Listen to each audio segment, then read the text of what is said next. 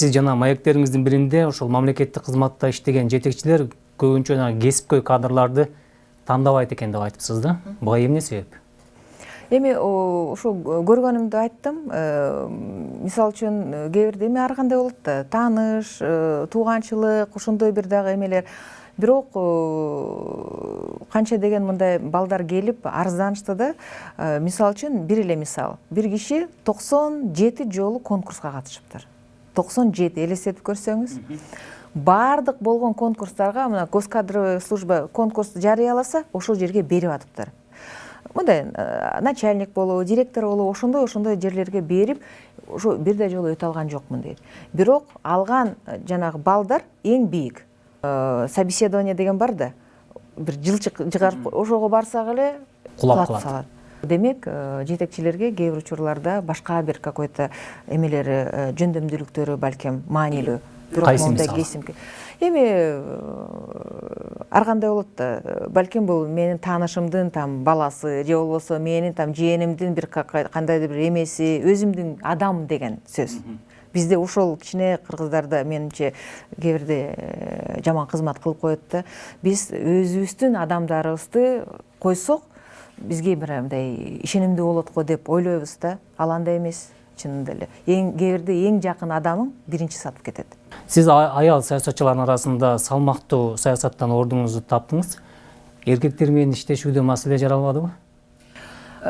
Жок, эч кандай кээ бирде ушундай суроо берип калат. Мындай эркектер тарабынан бир шовинизм сездиңизби же бир билбейм, мен иштеген менин коллегаларым мен ойлоп атам да, мага жакшы эле мамиле жасады го. Аял деп бир эч кандай мындай кемсинтүү же болбосо кандайдыр бир туура эмес мамиле жасаганын мен байкаган жокмун. Балким артыман айтып атты, сындап атты.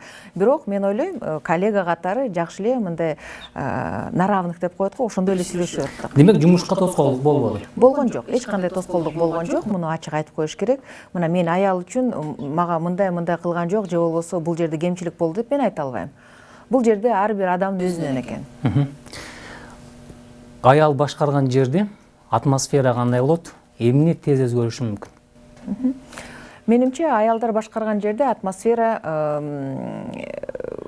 эми ар кандай болот десек дагы болот, бирок көбүнчө аялдар башкарган министрликтер же болбосо ведомстволор менимче жакшыраак иштеп аттыгы деген ойдомун мен. Ошон үчүн мен ойлойм, аялдарды көбүрөөк жанагындай ишке тартса, жетекчилик жумуштарга тартса, мамлекет мындан утат. Анткени жоопкерчилик бийигирээк. Муну мен эми эч ким таарынбасын айта алам. Жоопкерчилик бийигирээк. Анан эне катары ар бир аял барган жерине ошо коллективге жасаган мамилеси, коллегаларына жасаган, жумушка жасаган мамилеси кичине башкачараак болот экен. Эл башкарам деген эркектердин кемчиликтерин дагы байкаган чыгарсыз. Биз кээ бирде өзүбүздөн бирөө мыкты болсо, мен эркектерди айтып атам да азыр, менимче кичине эле бирөөдөн мыктыраак болсо, ошону бир мындай жакындатпаганга аракет кылат экен. Эмнегедир. Билбейм эмне себептен, кандайдыр бир комплекстер бар болуш керекпи же кандай. Бирок мен ойлойм, сен жаныңа дайыма өзүңөн мыкты адамды тартсаң, ошолорду кызматка алып келсең, эң биринчи бул жерден мамлекет утат. Бул эми жетекчилерге как кеңеш. 30 жылда 30дай өкмөт алмашыптыр бизде. Мындай туруксуздук мамлекеттин келечегине кандай таасирин тийгизет? Эми көрүп атабыз мына кандай таасирин тийгизди. Туруктуулук, стабилдүүлүк жок. Бардык эл аралык индекстерде биздин ордубуз өтө төмөн болуп атат. Кээ бир коңшу мамлекеттерибиз айрым көрсөткүчтөр менен алдыга кетип калды. Шарттар бирдей болду. Советтер Союзу жок болгондон кийин бардык 15 республика бирдей шарт алды. Анан кээ бир мамлекеттер ошону сактап, улантып, даже көбөйтүп алышты. Биз болсо эмнегедир бар нерсени талкалап алдык, ордуна эчтеке алып келе албадык. Бул өкмөттөгү туруксуздук менен жана мамлекеттик башкарууну биз жоготуп албайбызбы? Андай коркунучтар албетте бар. Эми Кыргызстан прям өнүгүп кетсин, мыкты мамлекет болсун деп ойлогондор деле сырткы партнерлордон мен ойлойм жок. Ар бир өзүнө ойлошо, өз кызыкчылыгын ойлойт. Анан Кыргызстан болсо мына эң Борбордук Азиянын жүрөгүндөбүз. Чоң Кытай менен 1000 километр чек арабыз бар. албетте көз арткандар да канча, биздин байлыктарга көз арткандар канча. Ошентип кээ бир мамлекеттер жок деле болуп кетип атышпайбы? Сизди саясатчы Өмүрбек Бабановдун кадры деп жүрүшөт. Ал киши менен сизди эмне байланыштырып турат? Биринчиден Өмүрбек Бабанов ошо 10-жылы таанышканбыз, партияга келгенде, Республика партиясына. Анан мен ойлойм, ошол мен бүгүнкү күнү ийгиликтүү адам болсом, анын кайсы бир бөлүгү ошол Өмүрбек Бабановго дагы тийиштүү. Ал кишиден өтө көп тажрыйба алдым, көп акыл үйрөттү. Ал эми өзү мындай ийгиликтүү киши катары дайыма биз менен ошентип жанагындай ийгиликтин сыры менен бөлүшүп турган адам.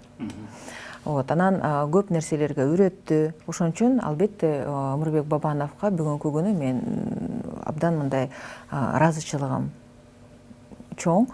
Анткени эми ал киши биздин биринчи лидер катары бизге көп мындай жол ачып берди. Өмүрбек Бабанов саясатта ката кетирди деп ойлойсузбу? Ал киши өзү дагы айтып атат. Албетте эми адам болгондон кийин катачылык кетирет. Ал киши эч качан мына мен баарын туура жасадым деп айтпайт. Ал өзүнүн катасын өзү билип айтат. Мына могу жерде стратегиялык кандайдыр бир ката кетип калды депчи. Бул жакшы, мен ойлойм, мындай жакшы сапат. Өзүнүн кайсы бир катачылыгын кетирсе, ошону мындай ачык айкын айтып бөлүшкөнгө. Эми ал киши кандай ойдо, именно кайсы ката кетирди, мен ойлойм, эми аны чакырып сурасаңыз, ал мындай сиз баа бере алмайсыз. Мен ойлойм, эми этика жактан дагы баа бергенге туура эмес болот го. Анткени эми ал киши өзү айтып берсе туура болот го дейм. Сиз президенттик башкарууну жактайсызбы же парламенттик системаны колдойсузбу? Мен оюм, биз парламенттик башкарууну өнүктүрсөк жакшы болмок го депчи. Парламенттин эмнеси жакшы? Вот элестетип көрсөңүз, трибуна ачык. Парламенттик жана жыйындар өтө көрсөтүп атат. Эл үнүн жеткизе алды. Мына любой депутаттын эшигин тээп, кайсы бир региондон келсе дагы кирип, көйгөйүн айтып, ал депутат болсо ошо трибуна менен пайдаланып, ошол жыйналышта айтып атат. Мына могу айылда ушундай кемчиликтер бар экен, мындай бар экен деп өкмөт тапшырма берип, элдин үнүн укканга, элдин көйгөйлөрүн жеткиргенге парламент бул жакшы инструмент. Бирок биз муну пайдалана албай кайдык. Муну чын айтыш керек. Жанагы, бирок бул жерде дагы мен ойлоп атам, жаштык кылып койдук да, мамлекет катары жаштык кылдык. Албетте, Англияда 800 жыл болду парламентке. И то алар бүгүнкү күнгө чейин жана айтып атат, эми парламентибиз өтө мындай совершенный эмес депчи. Айлыкка жашаган жарансызбы? Албетте, өтө деле мындай, өтө деле эмес, бизнес деле жок. Экөөбүз бюджетникпиз. Өкмөттө айлык эми жаман эмес. Муну ачык айтып коюш керек. Эми өтө деле, албетте, эми мындай кайсы бир мамлекеттер менен салыштырмалуу балким бул өтө деле аз. Бирок башкаларга караганда, ошол эле дарыгерлер же мугалимдердин айлыгына караганда өкмөттө айлыктар жакшы. То есть ага жашаса болот. Сиздин бир маектериңизди окудум, бизде мамлекеттик кызматкерлер бааланбайт депчи. Эгер башка өлкөлөрдөн сунуш түшсө кетип калбайсызбы? Эми башка өлкөлөрдөн сунуш түшпөйт го, анткени мамлекеттик кызматка, анткени жарандыгым кыргыз жаранымын. Анан эми ойлор болду да, балким башка жака дагы барып иштеп келсемби деп. Бирок уже мындай өтө жаш эмеспиз. Анан бир жерге барып, кайсы бир мамлекетке барып, ошол жерге интеграция болгонго мен азыр кичине мындай чочулап турам. Бирок бир Москвада вакансия болгон, ал жерге конкурска мен катышкам. Бул ачык сөз. Бирок жыйынтыгы пока чыга элек. Алдыда жайында шайлоо болот, парламенттик шайлоого барасызбы? Азырынча эми барбайм го деп турам. Бирок уже андай айткандан дагы мындай чочулап атам, анткени убакыт келгенде балким баргым келип калат. Ар кандай себептер болот. Эми адам өзү ошондой экен. Бүгүн бирдемени талап кылып каалап атса, эртең башкача болуп кетиши мүмкүн. Чынын айтсам, именно парламентте мага жумуш жаккан жок. Эмне үчүн? кызык эмес болду да, мындай бир инерттүү түрдө десек болот да. Мыйзам жазып же бир мындай контролдук жана функцияларды аткарып, мага мындай динамикалык жумуштар жагат экен да. Мен ойлодум, ошондо уже өкмөттө да иштеп калбадымбы, ошо өкмөттө жумуш кызыгыраак экен. Дайыма бирдеменин үстүндө иштейсиң, кыймылдап турасың, бирдеменин үстүндө иштейсиң, мындайча айтканда талап коесуң, ошого жетесиң, результатын көрөсүң, сүйүнөсүң. Парламентте еще атмосфера да кичине жаккан жок. Ал жерде ар бир депутат ойлойт экен, мен деле депутат болбодумбу, эң биринчи биздин милдетибиз өкмөттү тепкилеш. Ошондой бир эме болуп калыптыр да. Анан мен ойлоп атам, албетте биз айтып атпайбызбы, элдин баары аура кандай агрессивдүү.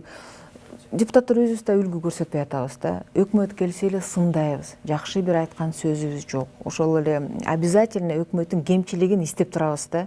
Эми албетте бул дагы керек, бирок кемчиликтер менен кошо издөө менен жакшы сөз айтып, ошолорго багыт берип турган депутаттар азыраак болуп атат да. Ошон үчүн мага атмосфера өтө деле жаккан жок. Сизге кыска жыйынтыктоочу сөз. Бири-бирибизге кичине мындай сылык мамиле жасап, жылуураак сөздөрдү көбүрөөк айтып, ошентип турсак, мен ойлойм, чөйрө дагы өзгөрөт, балдарыбыз көрүп, жакшы тарбия алат бизди көрүп. Баары өзүбүздүн колубузда. Чакыруубузду четке какпай, маекке келип бергениңизге чоң рахмат айтабыз. Ишиңизге ийгилик. Рахмат.